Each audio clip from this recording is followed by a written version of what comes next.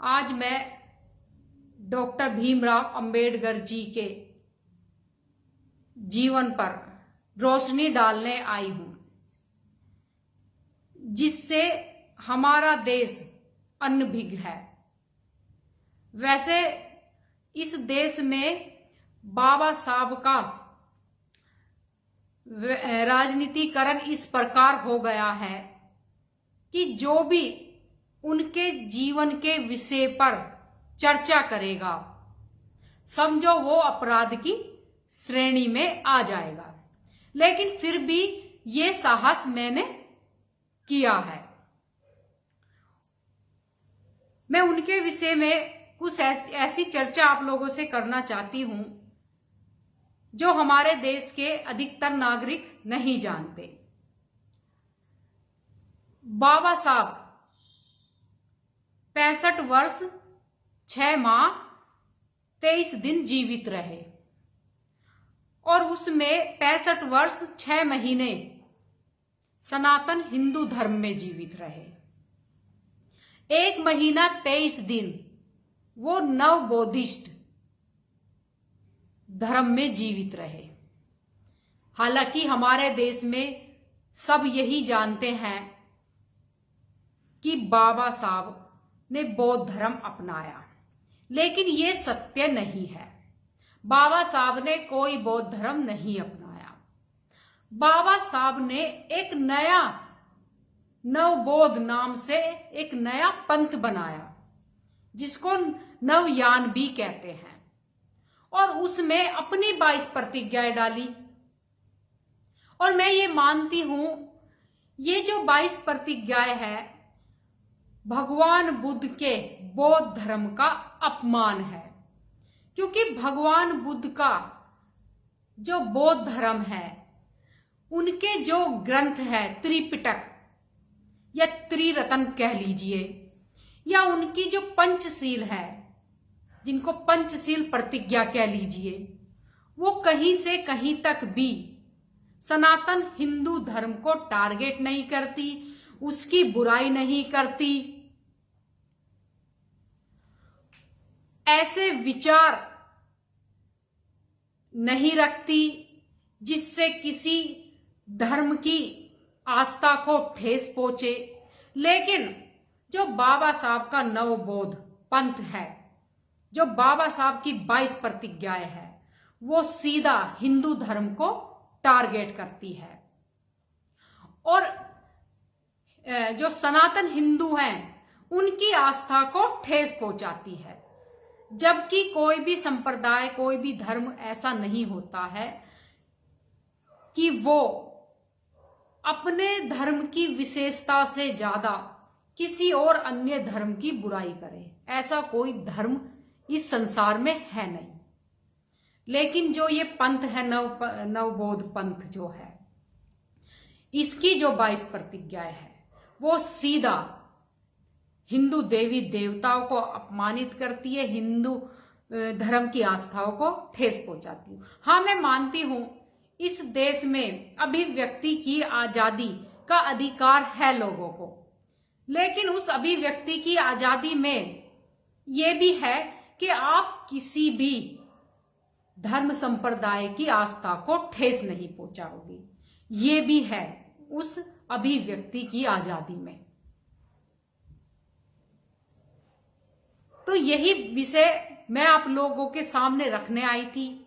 और हाँ, एक बात और मैं आप लोगों को बता दूं कि एक भ्रम इस देश में फैलाया हुआ है कि इस देश में जितना भी मान सम्मान मिला बाबा साहब को, वो नव बौद्ध धर्म की वजह से, ये नव पंथ की, वो नव बौद्ध पंथ की वजह से मिला।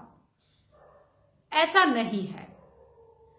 बाबा साहब संविधान सभा की जो ड्राफ्टिंग कमेटी थे उसके अध्यक्ष रहे, वो तब भी सनातन हिंदू थे।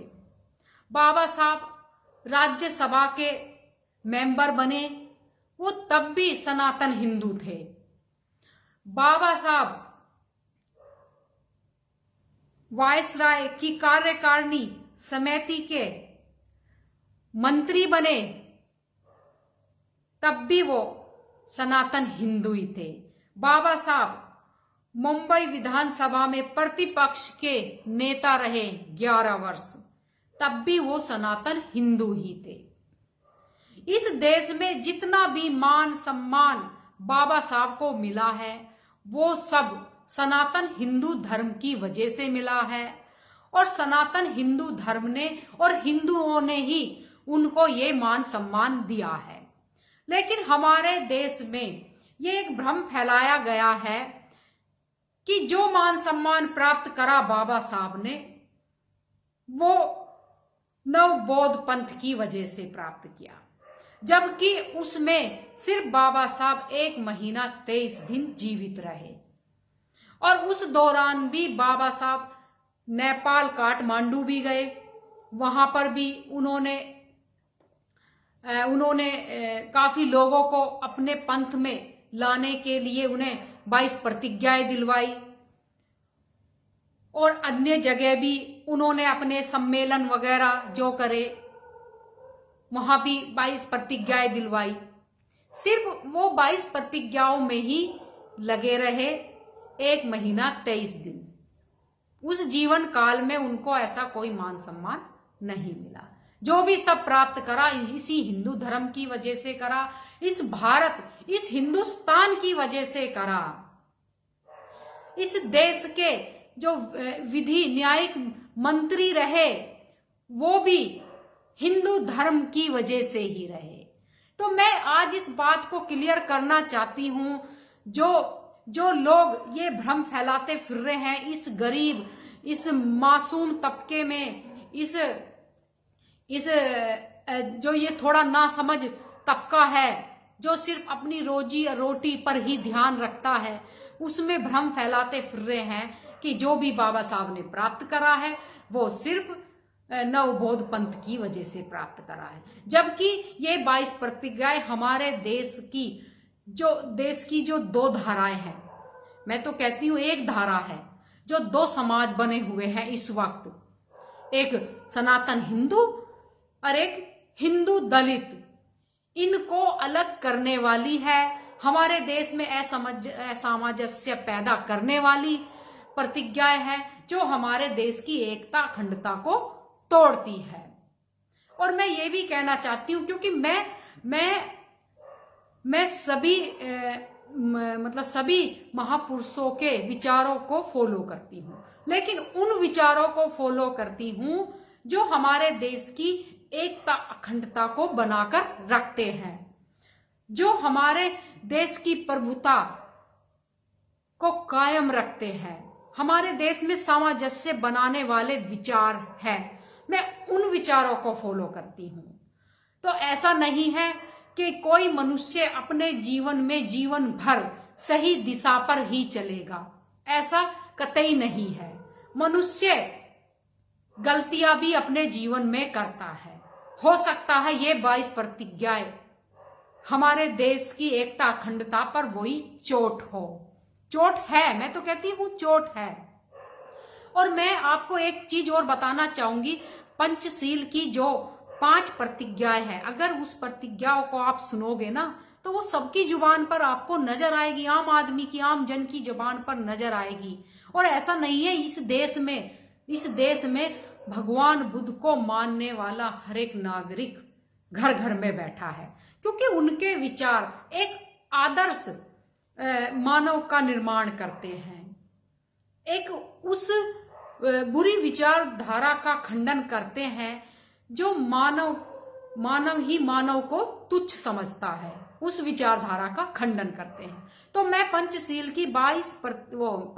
की 5 प्रतिज्ञाएं आपको बताना चाहती हूँ, जो सबकी जबान पर होती है, एक अच्छे आदर्श मानव के जबान पर होती है।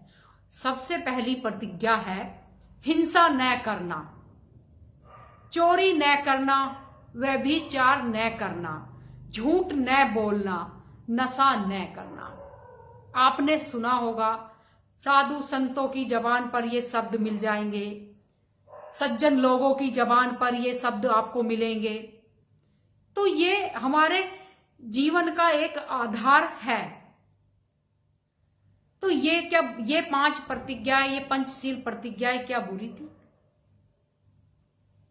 जो त्रिपिटक थे ये क्या बुरे थे? अगर बाबा साहब को अपनाना ही था तो बौद्ध धर्म अपनाते। और दूसरी बात, ये एक बात और आपको लोगों को बता दूं कि हमारे देश में बौद्ध धर्म है ही नहीं।